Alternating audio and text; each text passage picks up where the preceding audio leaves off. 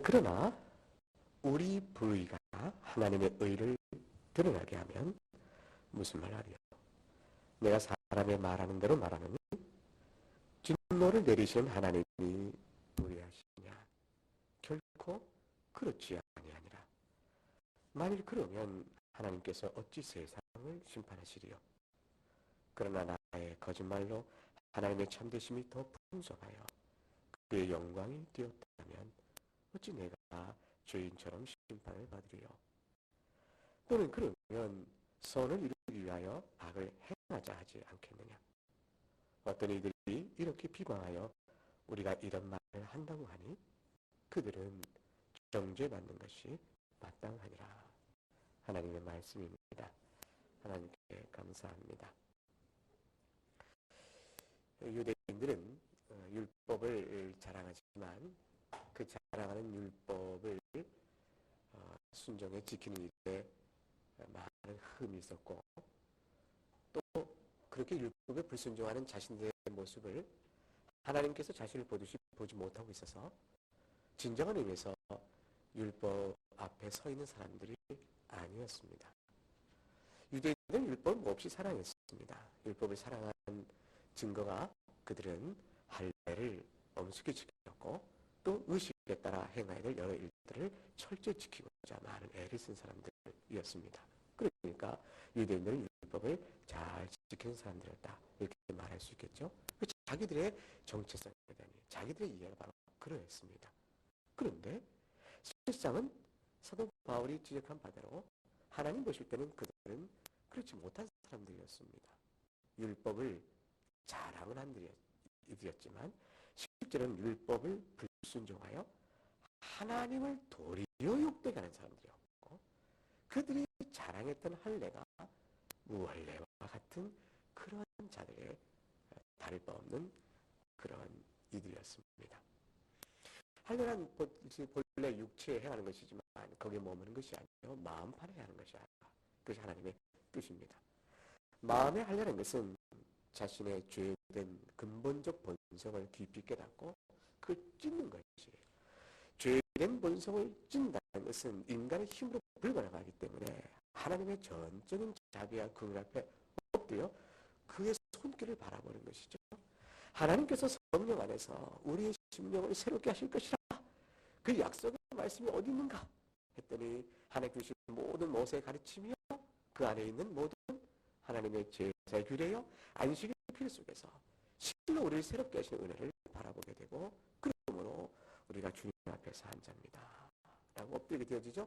통회하는 심령이 있을 때 드리는 제사가 참되다는 것을 알게 되고 고백하는 사람들이어야 하는 것이죠. 그것이 바로 마음의 할례라 볼 수가 있습니다. 따라서 마음의 할례를 받은 자들은 온전히 율법을 순종하지 못한다 할지라도 율법을 자랑할 뿐 아니라 율법을 또한 사랑합니다. 그래서 그 율법 말씀을 묵상하고 그것을 어떻게 헤아려 지킬 것인가를 생각할 때에 외적인 규칙의 준수가 아니라 그것을 명하신 바된 하나님의 본래적 의도와 뜻을 이해하여 주께서 말씀하신 것처럼 하나님을 사랑하고 이웃을 사랑하는 참된 사랑의 원리에 따라 행할 수 있게 되어집니다. 그런 사람을 가리켜서 마음의 할례에 참된 증거가 있다라고 볼 수가 있게 되어진 것이죠. 따라서 외적으로는 진실한 신자요, 신자 다음에 종교적 냄새가 물씬 풀어나고 또 남보다 더 열심히 있어서 종교성이 뛰어나 남들이 하지 못하는 종교적 열심과 헌신들을 하고 있지만 그 모든 것들이 자신을 높이거나 내가 옳다고 드러낸 것이요, 그렇지 못한 자들을 오래 참고 용납하고 그들의 사랑으로 볼 자는 안목이 없으면 마음의 할례 받은 자의 참된 증거가 나타나지 못하고 있는 것이 되고 마는 것입니다. 유대인들은 바로 거기에 빠져버린 것이죠. 그러니까 율법 앞에서 자신의 죄인됨을 깨달아 함에도 불구하고 율법 앞에서 자기의 의인됨의 증거만 드러났으니 실제로 그들은 이해하지 못하는 것이에요. 내가 무엇을 범했는가라고 물으나 그들은 율법에 외적으로는 충실하였으나 율법에 참된 정신은 그들 가운데 없었으니 그들이 율법 앞에 죄인됨을 외적인 충실을 통해서 보지 못하고 자신을 오히려 의로 했으니 율법 앞에서 그들이 아무 소용없는 자들이 된 것이요. 하나님 모독한 자가 된 것이요. 할례가 무할례가 되고 말하는 것이죠. 이 말을 들으면 무릎을 꿇고 우리가 어찌하면 살겠는가 주 앞에 나와야 할 텐데 저도 때때로 묻습니다. 우리가 3장 1절에 본 것처럼 도대체 그렇다면 자네 말대로 한다면 도대체 유대인은 우리의 존재가 무슨 유익이 있는가? 이렇게 대뜸 물을 것이에요. 아니 어떻게 그럴 수 있는가?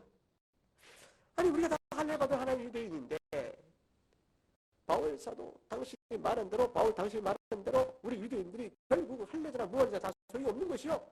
이렇게 되어진다면 하나님께서 우리를 불러내 너는 나의 백성이 나는 너희 하나님과 말했던 이 언약 안에서의 우리의 특권적 위치라는 것은 다 무의미하게 되는 것인데 유대인의 특권을 있는가? 이렇게 묻지 않겠어요.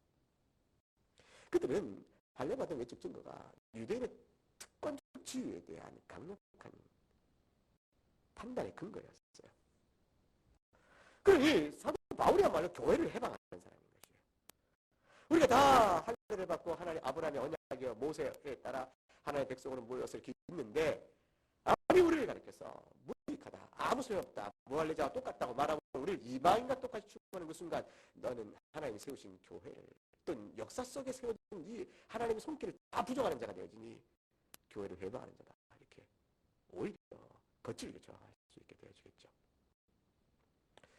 바울의 답은 너희가 유대인이라는 것은 범죄의 유익이 많으니 무엇보다 하나님의 말씀을 맡은 것이라. 하나님의 말씀을 맡은 것이라는 것은 그들에게 언약적 주의 안에 부여한 너무나 큰 특권들이었어요.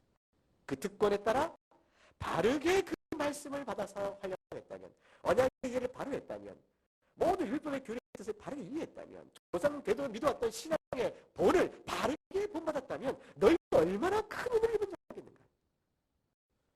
네, 그것을 너희가 불신앙으로 인해서 다 무익하게 만들었을 뿐 너희에게 주어진 유대인의 나음, 유대인 특권이 없는 것이 아니라. 그러자 우리 지난주에 살핀 것처럼 3절 이하에 또다시 반론을 말하기를 그들이 생각하는 것이죠. 아니 무슨 말이겠는가? 아니 생각해보라. 당신 말대로 만일 우리가 그리하여 백성의 주위에서 떨어진다면 하나님의 성품에서는 하나님의 속성상 하나님이 신실하지 못한 게 되지 않느냐라고 이제 초점을 하나님께 바꿔버리는 것이에요. 너희의 불순종 때문에 너희가 말씀을 맡았으나 소용이 없게 되었다. 너희의 문제라. 이렇게 말하자. 하나님께서는 우리를 선택했으니 하나님의 신실하심에 대해서 우리가 부정하느냐? 신론적 논의로 바꿔하는 겁니다. 당신 말대로 한다면 유대인 특권적 주의가 없다면 결국 그렇다면 하나님은 우리에게 신실하신 것이 아니다. 그래서 바울이 말하는 것이죠. 아니라 그 3절입니다. 3절 같이 읽어보죠. 어떤 자들이 믿지 아니하였으면 어찌하리요? 그 믿지 아니함이 하나님의 미우심을 패하겠느냐. 염려하지 말하는 것이죠. 하나님은 너희들 말대로 신실하시기 때문에 아브라함의 후손이요 모세 언약에 따라 부른 그의 백성을 향한 하나님의 구원의 역사, 긍휼의 역사는 결코 폐하여지지 않는다. 아니 우리가 다 유대인의 지위를 다 잃어버린다면 그게 폐해지는 것이 아닌가? 아니야. 너희가 다 하나님의 구원에 떨어진다 할지라도 단 한 명만 남다 할지라도 하나님의 믿부심은 폐하여지지 않는다. 하나님의 언약에 신실하심은 그 믿부심은 부르심에 합당한 그의 백성에게 있는 것이지 외식하며 육적 할례에 머물고 마음의 할례를 받지 못한 너희들에게 있는 것이 아니냐. 하나님의 믿부심에 참된 일은 한 명을 구원하기 위해서도 주께서 그 행하신 모든 일을 하실 것이라는 하나님의 언약적 자기의 신실성이 있고 그 한 명만이 구원을 받을 만한 믿음 안에 있다 할지라도 나머지가 다 불신앙에 있다 할지라도 그 한 명을 위하여 그 모든 일을 행하시고 언약을 취소하지 않으심에 있다. 그러니 하나님의 믿부심을 걱정할 바가 아니요 너희가 하나님 앞에 어떻게 서 있는가를 돌아보라. 4절 말씀에 이것을 시편 51편을 가지고 이제 다시 확증을 하는 것입니다. 자, 4절 읽어보죠. 그럴 수 없느니라. 사람은 다 거짓되되 오직 하나님은 참되시다 할지어다. 기록된 바 주께서 주의 말씀에 의롭다 하심을 얻으시고 판단받으실 때에 이기려 하심이라 함과 같으니라. 시편 51편의 말씀인데 다시 죄를 범하고 주님 앞에 회개하면서 주님께서 나에 대하여 말씀하시고 판단하신 바는 전부 의로우신 것이며 그것이 과연 그렇습니다라는 지지와 동의를 반드시 얻으실 것입니다 라는 고백입니다. 그러니까 하나님의 말씀과 판단은 항상 옳다라는 사실을 들으므로 그러므로 하나님께 약속하신 말을 반드시 실행하신다라는 사실을 확정하여 하나님 네 뜻을 패하겠느냐? 라고 물을 수 있는 유대인의 반론에 대해서 입을 다물게 합니다. 이제 이와 같은 유대인의 반론, 즉 이면적 유대인이며 하려는 마음에 할지니 너희는 그렇지 못하다 라고 말했던 이 바울서를 통한 하나님의 판단에 대하여 유대인이 물어보는 세 가지 반론 가운데 두 가지를 우리가 살펴봤고 오늘 5절부터 8절까지의 세 번째 반론을 보게 되어집니다. 5절의 첫 번째 상반절은 이렇게 됩니다. 그러나 우리 불의가 하나님의 의를 드러나게 하면 무슨 말이요? 무슨 뜻이에요? 우리가 그래 바울 너의 말대로 우리가 육신의 할례에 불과한 자라 생각해보자. 우리가 하나님의 율법을 자랑을 해서 범한 자라고 해보자. 그래 그 결과로 인해서 우리를 판단하며 하나님의 우리를 판단해서 하나님의 의가 내 말대로 의롭다 함이 드러난다면 결과적으로 하나님의 영광 받으시는 거네. 하나님의 공의 영광이 드러나는 것이 아닌가? 하나님의 거룩이 드러나는 것이 아닌가? 그렇다면 우리는 불의하나 하나님의 의가 대조되어 높임을 받으니 이 어찌 우리를 책망하실 일이겠는가? 이 궤변이죠. 이 궤변이 휙 제기될 것을 염두에 두고 바울이 다시 반론하는 것입니다. 그럼 7절을 읽어볼까요? 7절. 그러나 나의 거짓말로 하나님의 참되심이 더 풍성하여 그의 영광이 되었다면 어찌 내가 죄인처럼 심판을 받으리요. 우리의 불의로 오히려 하나님의 의로움이 드러난다면 우리는 하나님의 의로움과 영광을 나타내는 도구로 쓰임받은 것인 만큼 해석이 그렇죠? 도구로 우리가 쓰임받은 것인 만큼 우리는 정죄받을 대상이 아니다. 우리가 그렇게 쓰임받지 않을 때 하나님의 의로움과 그 높으심과 영광이 어떻게 드러나겠는가? 만일 우리의 불의로 또는 우리의 거짓말로 인하여 하나님이 우리를 향한 그 지혜와 지식과 판단의 의로움이 영광이 드러난다면 어찌 우리가 하나님께서 우리를 정죄하겠느냐?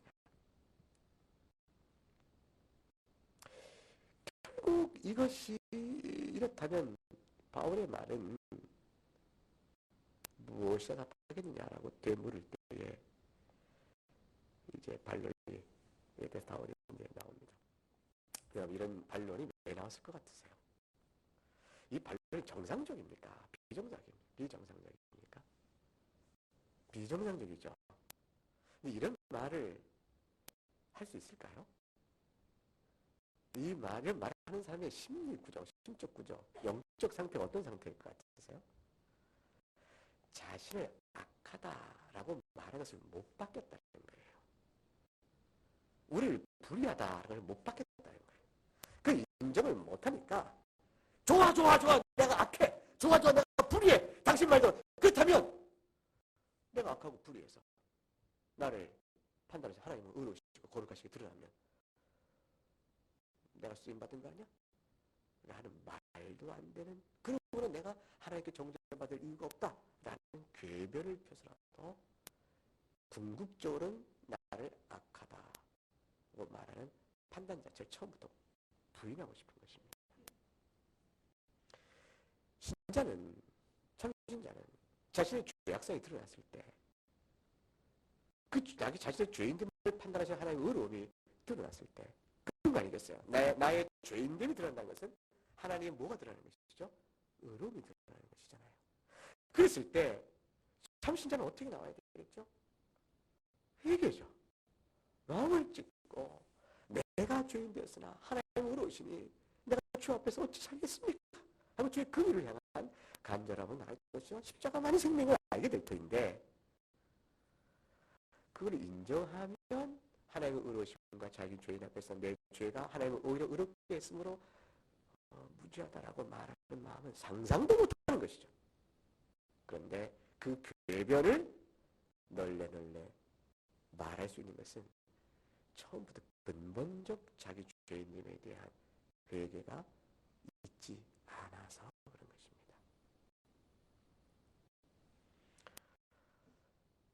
이 지역은 신약의 왜곡을 8절에 이렇게까지 얘기하는 것이죠. 8절을 읽어볼까요? 시작. 또는 그러면 선을 이루기 위하여 악을 행하자 하지 않겠느냐. 어떤 이들이 이렇게 비방하여 우리가 이런 말을 한다고 하니 그들은 정죄받는 것이 마땅하니라. 심지어 그러면 선을 이루기 위하여 악을 행하자 이렇게까지 말을 하는 것이 된다. 바울 네 이야기는 이렇게 바울을 뒤집으신 거예요. 어떤 이렇게 비방하는 우리가 이런 말 한다고 하니 이것은 바울이 뒤에 이제 로마 3장 이하부터 복음을 가르치다 보면 이제 듣는 바가 있는 거죠. 우리의 죄가 컸을 때 우리 죄를 용서해서 하나님의 은혜가 참 크다. 얼마나 우리의 죄를 주께서 크신 은혜로 용서하셨느냐 이 얘기를 하니까 로마서 6장에 나오는 것처럼 그 은혜를 더 크게 받기 위해서 죄를 더 크게 지면 되겠네. 이 말한다는 얘기를 꾸며놓고 그 복음을 배척하는 것이죠. 복음을 배척할 구실로 그렇게 삼는 것이에요. 죄인을 다 용서한다고? 그 죄가 깊을수록 은혜는 더 크겠네? 그 은혜 더 큰 하나님을 찬송하려면 죄를 더 많이 줘야 되겠네? 이야, 그거 괜찮네? 그 얘기를 하는 건가? 그 얘기를 하는 건가, 바울? 아니라. 나도 아니라. 바울이 아니라고 말할 때 그 얘기 한 사람 똑같이 얘기해요. 그렇지, 그것이 아니지. 그러니까 죄를 전적으로 용서받는 그런 은혜는 없어. 만일 전적으로 용서로 인해서 전적으로 죄를 선행이 아니라 하나님의 은혜로 용서받는 그런 은혜가 그런 구원이 있다면 죄를 많이 질수록 더 하나님의 은혜를 높이는 것이니 말이 돼? 말이 안 되지. 그러니까 전적인 죄사함 용서는 없는 것일세. 그 얘기를 하고 싶은 거예요. 그 얘기를 하고 싶은 사람에게는 다시 뭐로 돌아와요? 율법의 자기 의의가 돌아옵니다. 그래서 다시 마음에 할례라는 것을 깨닫지 못하는 자의 궤변이 되는 거죠. 그러므로 궤변을 늘어놓아 반론적으로 복음을 부인하면서 자신들을 정당화시키기 위한 논증의 구조로 나가는 겁니다. 하나님께서는 악인을 심판하실 때 그 심판하심으로 하나님의 공의 심판의 영광을 드러냅니다. 그 공의 영광은 얼마나 철저하고 얼마나 치우치지 않는 정확한 판단인가를 드러내므로 하나님의 탁월한 지혜와 지식과 또 공의의 완전성을 우리가 보게 합니다. 이제 그 심판날에 우리가 보게 될 것이에요. 의인 그리스도 안에 있는 우리들에게는 하나님의 무궁한 긍휼의 영광이에요. 그의 아들을 보내심으로 인하여 어떤 죄라도 다 용서하시는 하나님의 크신 긍휼이 얼마나 놀라운 것인가. 그것을 풍성하게 우리 가운데 나타내실 것이고요. 반대로 악인들은 공의의 영광을 드러내실 것입니다. 그럴 때 공의의 영광을 드러내는 그 영광의 높으심을 바라보면서 우리가 아니었으면 하나님께서 어떻게 그 공의의 영광을 나타내 보일 수 있겠는가? 우리가 그 쓰임을 받았다라는 자신의 도구나 방편으로서의 이유를 드러내 하나님의 영광을 높이는 데 기한 우리의 공로를 생각하고 이거는 어쩔 수 없는 필요하겠다 라는 말로 하나님의 영광을 나타내기 필요하겠다 라고 말하고 해서 자신을 향한 심판과 정죄를 무력하거나 또는 감하려고 시도를 할 것이에요. 그것이 바로 오늘 본문에서 봤던 그런 논리와 똑같은 것이죠. 그러나 그것은 궤변입니다. 또 그날에 단 한마디도 입을 놀려 자신의 주장을 펼칠 수 없을 만큼 분명한 공의가 드러나요. 자, 뭐가 문제일까요? 이런 이야기는 지금 유대인과 바울 사도 안에 로마서에 통하는 이 토론 관계 속으로 나타나는 것이 아니고 우리가 사는 이 세상에서도 늘 만나는 일들입니다. 자, 우리가 교회 안에서도 특히 이제 묻는데 아마 청소년 정도는 물기 시작할 거예요. 아니, 똑똑한 초등부라면 벌써 물었을 법한 질문을 하죠. 가룟 유다는 참 안 됐다. 그런 얘기를 하는 것이죠. 가룟 유다는 예수님을 십자가에 죽게끔 넘기는 악역을 하게 됐는데 이제 그가 악해서 악을 한 건지 하나님의 작정에 따라 악역이 맡겨져서 악역을 한 건지 그 하나님의 작정을 가르쳐 놓으니까 그 다음 떠오르는 생각은 그 하나님의 작정에 따라 인간은 그렇게 살게 돼 있네요 라는 운명론적인 이해를 더 갖고 그래서 가룟 유다는 예수를 팔아넘기는 그 일을 안 할 수가 없었을 것이며 따라서 그 역을 충실히 감당한 가룟 유다 덕택에 예수님 과연 십자가에 죽으시고 우리 죄를 대속하게 되어졌고 그랬으니 어찌 가룟 유다를 악하다 하겠는가? 악하다고 말할 수 있겠는가? 운명의 희생양 아닌가? 하나님의 작정의 희생양? 하나님 그를 예수의 십자가에 죽게 하심으로 자기 백성을 구원하고자 하는 그 구원 역사에 도구로 쓰신 것이 아닌가? 그리고 가룟 유다 어찌 멸망의 자식이라 말하겠는가? 이런 의문을 가지고 유다의 죄악을 억울하다. 오히려 어찌 정죄하겠는가? 이렇게 의문을 갖고 반론을 피기도 하죠. 여러분 생각은 어때요? 그럴 수 없느니라. 그럴 수 없느니라. 이것이 답이 되어야 합니다. 요한복음 17장에서 예수님께서 대제사장으로서 하나님께 기도를 드린 장면이 나옵니다. 아버지께서 내게 주신 자들 바로 이들 가운데 내가 저들과 함께 있으면 저를 다 거룩하게 하였나요? 그러나 그들 중에 단 하나를 제외하고는 다 그리하나이다. 그 하나는 멸망의 자식입니다. 그렇게 말씀합니다. 그 멸망의 자식은 사도를 가리킨다면 유다를 지적한 말씀이죠. 사도행전 1장 16절 20절에 형제들아 성령이 다윗의 입을 통하여 예수 잡는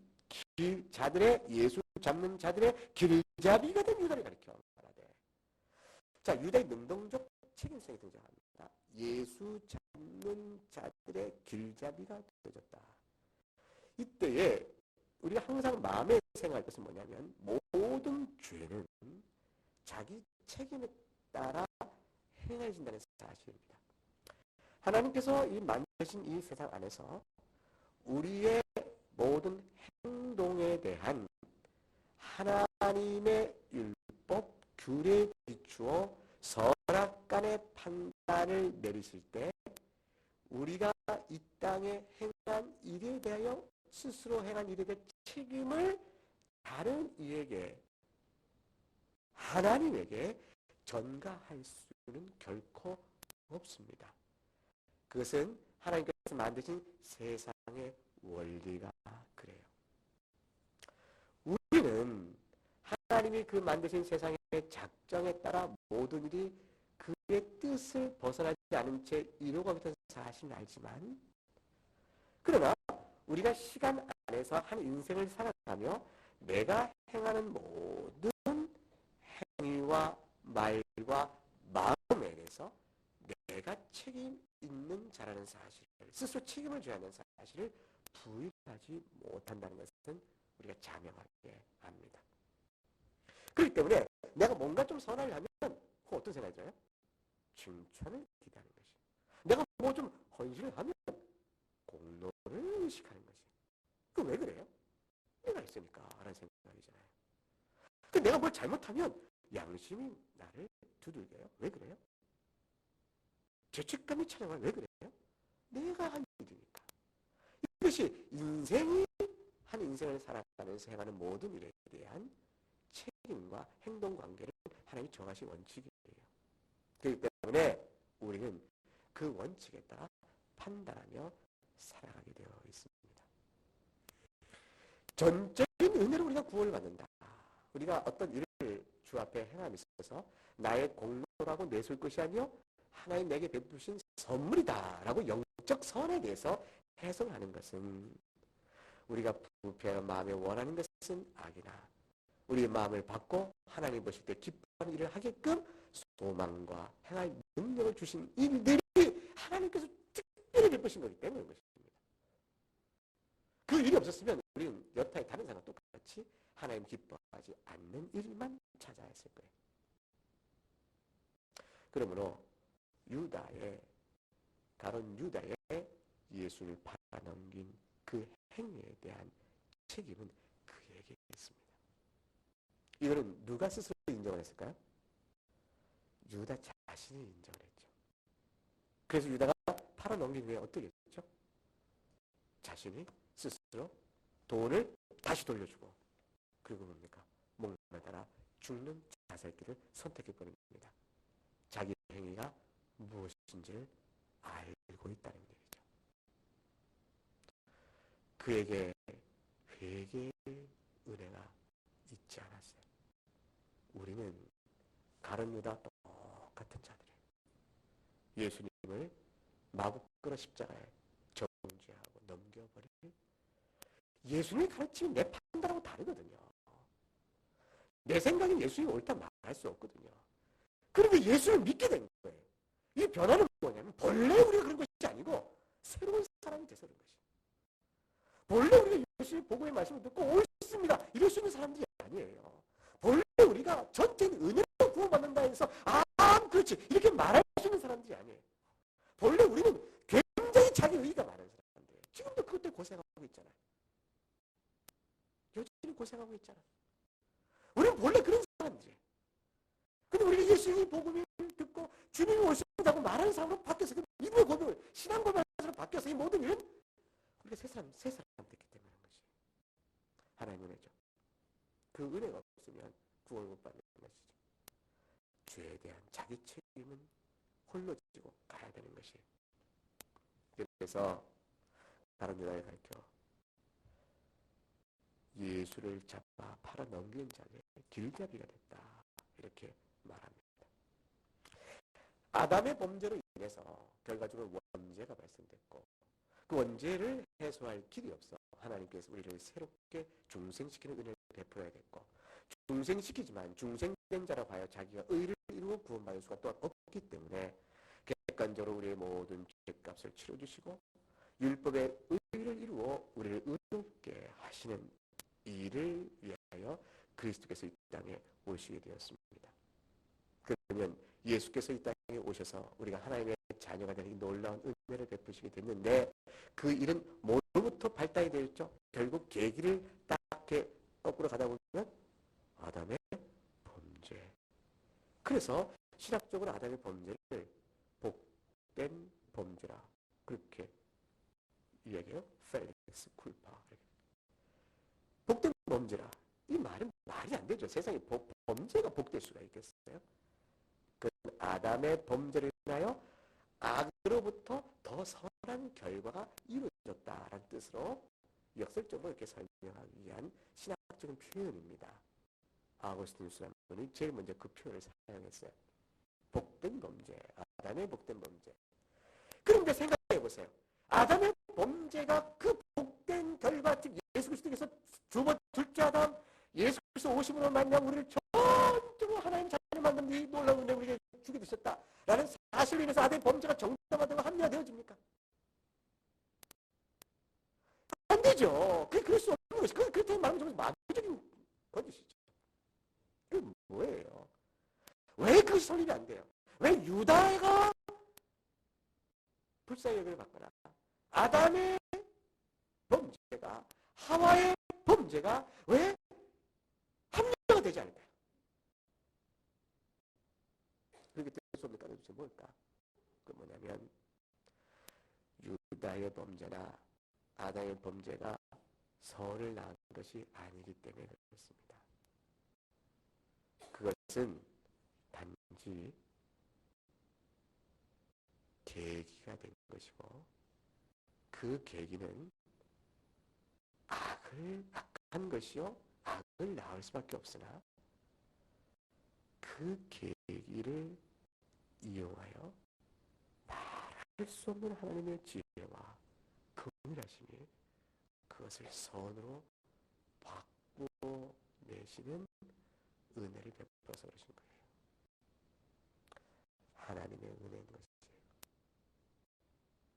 어떤 이가 죄를 크게 짓습니다. 그 전까지는 자기 의에 따라 산 사람이었는데 큰 죄를 짓고 나서 사회적으로 재판을 받고 감옥살이를 오랫동안 하고 모든 주변으로부터 손가락질 받고 그래서 그 수치감과 집안이 다 망해버리는 일을 겪어요. 불행한 일을 겪게 된 것이고 온 사회가 다 마땅하다 손가락질합니다. 근데 그가 감옥에서 누구를 만날까요? 예수를 만나죠. 그건 뭐 얼른 대답하셔야죠. 예수를 만나요. 그 예수를 믿고 그가 영원히 깊은 회개 속에 새로 은혜를 입고 생명을 얻게 됐어요. 그 사람이 뭐라고 말합니까? 내가 이 감옥에 들어오지 않았다면 나는 예수를 만나지 못했을 것이라. 여전히 세상에 내가 잘난 줄 알고 그렇게 살다가 죽었을 것이라. 내가 이제 이 망할 감옥에서 오히려 새 생명을 얻었으니 하나님께 참 감사합니다. 그렇게 고백을 해요. 자, 여러분 이 고백이 좋은 고백입니까? 나쁜 고백입니까? 그 고백까지는 좋은 거예요. 근데 그 다음에 간증을 한다면서 그러므로 여러분 나처럼 죄를 지어서 이런 놀라운 축복을 받기 바랍니다. 말하면 뭐가 됩니까? 궤변이 되는 것이에요. 자신이 죄 가운데 지옥불에 던지질 마땅한 자가 되었음을 드러냈고 그래 되었으나 불쌍히 여기셔서 변화시키신 것이죠. 한국교회가 양쪽으로 성장을 많이 이루고 부흥했다고 얘기했을 때 그 교회 부흥의 중요한 이유 중에 하나를 교회가 싸워 쪼개지고 다퉈 불연한 것 그거를 듭니다. 자, 교회가 하나가 되어야 됩니까? 다투어 성도가 소리 지르고 난리치고 쪼개지고 나눠야 됩니까? 어느 게 옳은 일이에요? 그런데 싸워서 쪼개졌어요. 그런 와중에 흩어져서 반톰, 세톰 나더니 나간 사람도 교회 세고 저 세워서 교회가 하나가 몇 개가 됐어요? 3개가 됐어요. 근데 한참 부른 게 1980년대는 3개가 다 교회가 일정 규모로 자라요. 그게 결과적으로 교회가 부흥했다. 그러니 하나님께서 우리가 교회 분열도 받을 만하다. 이렇게 교회사를 평가한다면 이 교회 사관이 제대로 된 겁니까? 잘못된 겁니까? 잘못된 거죠. 근데 그렇게 말하는 분도 계시다니까요. 합리화죠. 합리화입니다. 그렇게 안 하고 교회가 하나가 되었다면 다른 교회를 세우는 일에 방해가 됐을까요? 일정한 교회 성장 후에 또다시 한쪽의 교회를 또 세웁시다. 저쪽에 또 교회를 세웁시다. 긍정적이고 건설적이며 적극적 의미의 교회를 세우는 일들이 계속 있지 않았겠어요. 분열이 교회에 세우는 유일한 방편이 아니거든요. 인간은 악을 행하였으나 하나님이 그걸 선으로 바꾸시는 일이 있을 때 바뀌어진 선으로 인하여 자기 악을 정당화나 합리화할 수가 없습니다. 따라서 그 악을 선으로 바뀌는 결과가 나온다 할지라도 그 악을 하나님이 불의하다, 정죄하고 심판하셔야 되겠습니까? 아니면 결과적으로 괜찮네?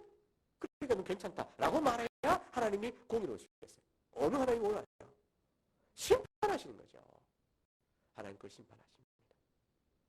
변명의 없이 아주 엄히 심판하세요. 자, 이러한 궤변을 잘 보여주는 성경상의 대표적 신뢰가 뭐냐면 요셉과 요셉의 형제 얘기예요.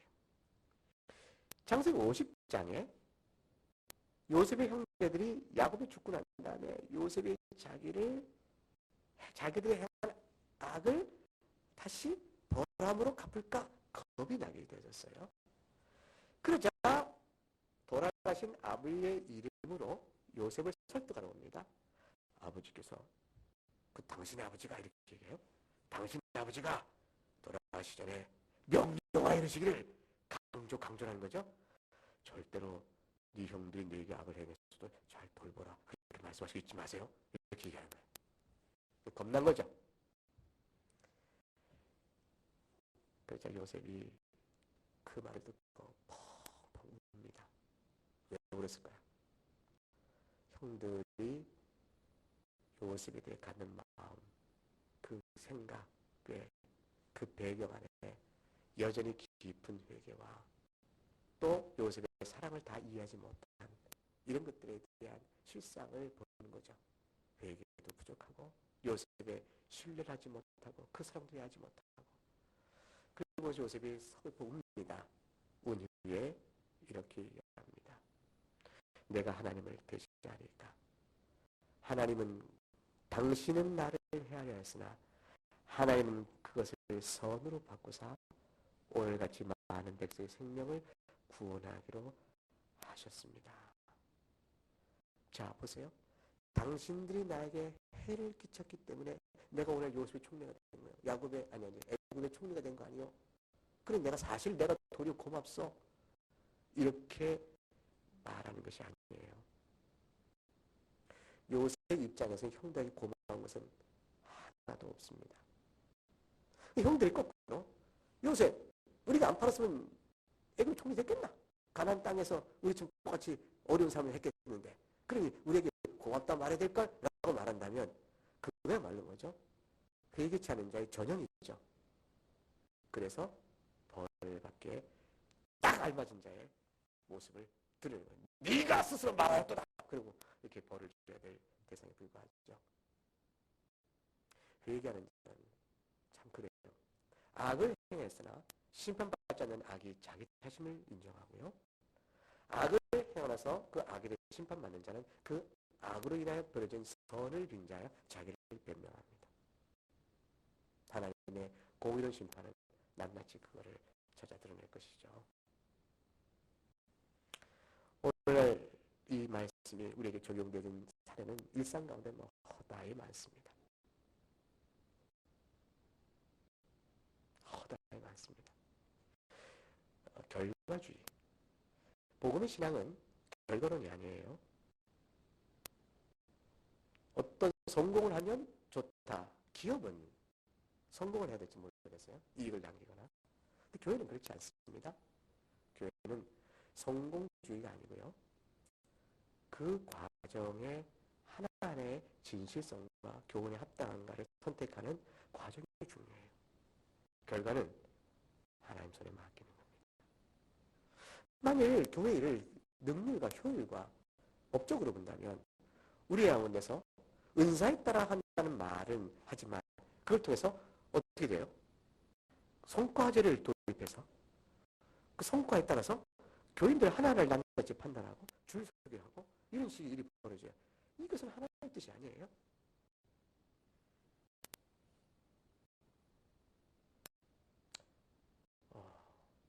교회가 성도도 삶속 그러지만 예수님의 이름의 명분을 삼아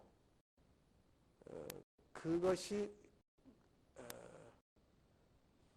교회에 도움이 된다는 어떤 명분을 삼아 선택에 부적절한 것들을 합리화하는 일들이 허다해 있습니다. 매우 잘못된 일입니다. 도박장을 하나 만들자. 그래서 왜 만드냐? 수입이 많다. 벌이가 괜찮다. 어쩌려고? 이 사람아, 선교사 보내면 되잖니. 너무 말이 안 되는 일이죠. 불법한 일이요. 악한 일을 하나님이 기뻐하지 않는 일을 서소시하게 결국 목적이 선언된다. 이런 일들은 허락됨이 아닙니다. 십자군 전쟁은 중세 때 무자비한 살육을 해나갑니다. 근데 그때 두 가지 점에 오류가 있는 것이죠. 하나는 모든 살육을 예루살렘에 탈취요. 그 다음에 그리스도의 이름으로 행합니다. 이교도들의 무자비한 살육이 정당하다고 생각했어요. 두 번째는 성지를 지상적 개념으로 확정시켜요. 그래서 예루살렘이 그야말로 성지이기 때문에 그것을 탈취하여 그것에 예배하면 특별한 가치가 있다고 생각하는 생각을 갖게 되어집니다. 잘못이죠. 하나님은 어디에나 계시고 특별한 장소는 역사적인 우리의 기억되는 곳이지 답사할 만한 역사적인 흔적이 남아있는 곳이지 그것이 특별성을 갖는 위치는 아니거든요. 그 개념을 따진다면 오늘날 유대인들, 이스라엘 사람은 어떻게 봐야 돼요? 신학적인 왜곡이 나오기 시작하는 겁니다. 성지 순례란 말은 본래 개념 자체가 잘못된 것이죠. 우리는 순례를 해나갈 성지가 따로 있지도 않고 그것을 성지라고 말한다면 그것은 과거에 우리의 성경적 기록 역사가 있는 것이기 때문에 구별하여 특정적 성지 이렇게 일컫는 것까지는 양보한다 할지라도 순례라 말하는 것은 이미 잘못된 개념을 할 수가 있죠. 그걸 탈취하고자 해서 십자군 전쟁을 서슴없이 저질러 버리게 되어집니다. 결국 선을 빙자하여 악을 행하고 악을 정당화하는 일을 범하게 된 것입니다. 유대인들은 자신들이 하나님 앞에서 어떻게 잘못된 자들이요 하나님의 말씀을 어떻게 왜곡했는가를 이와 같이 지적받는 모든 일에 대해서 전혀 깨닫지 못한 채 도리어 우리를 정죄하면 하나님이 더 높아지는 것이요 우리가 거짓을 말하면 하나님의 진리가 더 드러난다면 우리 어찌 하나님이 정죄하겠는가? 라는 궤변을 들어놓고 그러면 은혜를 더하려고 죄를 더 지면 좋겠나? 그 얘기하는 건가? 라고 반문하면서 자신의 악함을 바로 보지 못한 그런 어둠 속에 빠졌습니다. 오늘날 우리들 신앙 양태와 교회를 향한 하나님의 눈길이 어떠실까를 생각해 봐야 합니다. 하나 기억해야 돼요. 예수 믿는다고 말하는 자기 확인 그 하나가 나의 모든 세상 사람들도 안 하는 일들을 하면서도 괜찮을 것이다 생각해서는 안 됩니다. 세상 사람들도 그런 행태를 하게 되면 손가락질 받을 만한 불법한 선거 형태가 교회 안에서 직분자 선거할 때 그대로 아니 더 적나라하게 드러난다면 수치요 그는 하나님께 회개할 일인 것이지 교회 가니까 괜찮은 것이다 이렇게 되는 것이 아닙니다. 그런 일은 우리의 신앙 일상 속에도 있을 수 있는 자기 기만일 수가 있는 겁니다. 오늘 본문을 보면서 은혜 가운데 있는 자의 합당한 태도가 무엇인가를 생각해 보면서 주님 앞에 나가고 하나님의 심판은 결코 불의함이 없고 라는 사실을 늘 생각하는 저희가 되어야 할 것이라 생각합니다. 자, 이제 우리가 찬송하고